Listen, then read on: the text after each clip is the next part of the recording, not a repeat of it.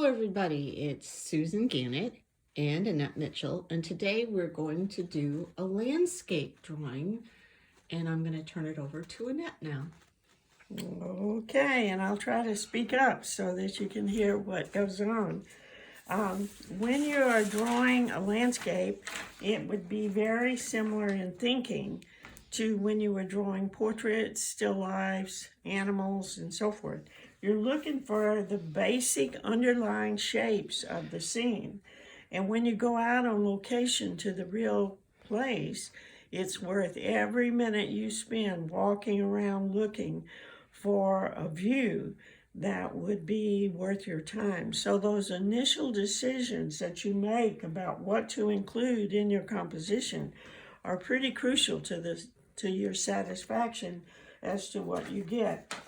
We took this, Susan and I chose this one because basically it has some zigs and zags and curves in a landscape really reveal the depth or space of the scene. So it's much more preferable to having curves and zigs and zags than it is to having straight lines. So you'll notice there will be some straight lines in this scene, but the straight lines will indicate something that a person has made, like this barn that becomes almost the center of attention in the scene. Straight lines generally are associated with structures that people make, whereas when you look at what nature constructs, they're often much more irregular and not so straight as the ones that people make.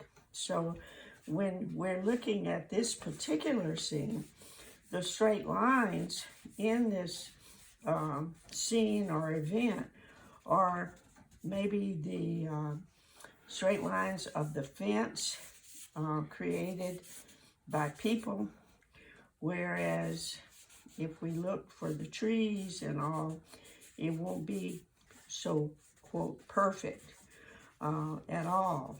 So I'm pointing out to you that the only straight lines in this composition will be people-made fence, people-constructed building back in here, and you'll notice that it's placed off-center to become almost like a center of interest. Also, something else that, as you observe landscapes, is that we as a people have a tendency to straighten things up.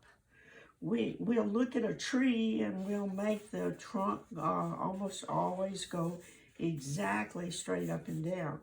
But the truth of the matter is, in nature, because the wind blows and pushes and the storms come and everything, the trees will tilt, sort of like the fence post, because they've been shoved over by the weather itself.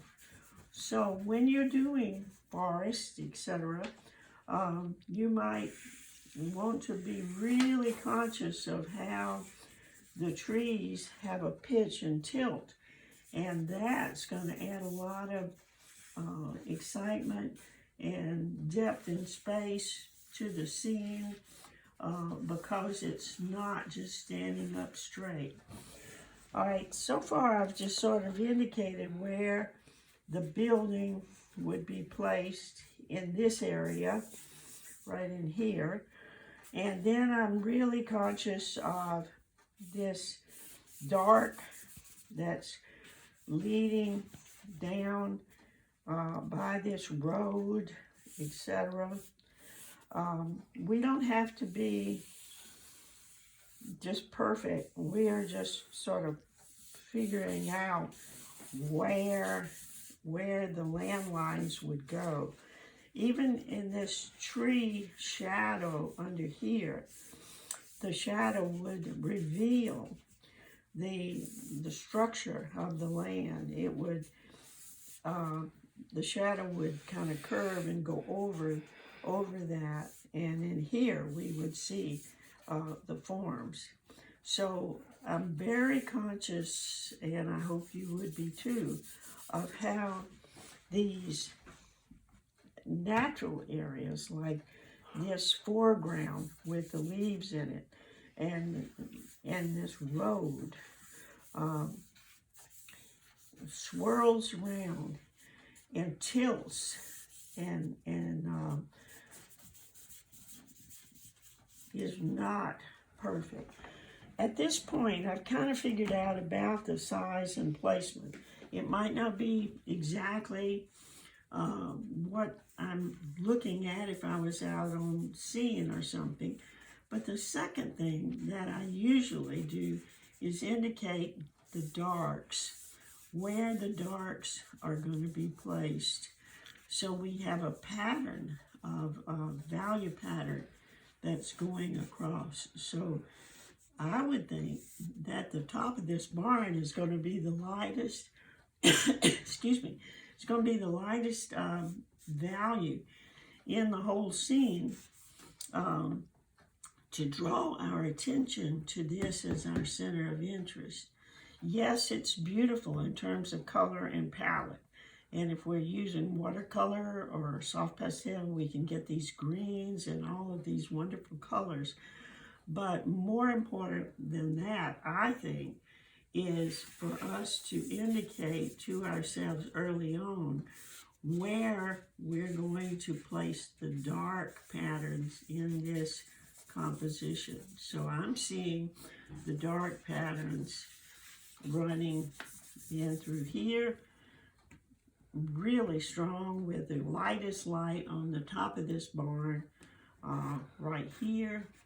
So that would be our center of interest, and people will look at that as the star, so to speak, of the event.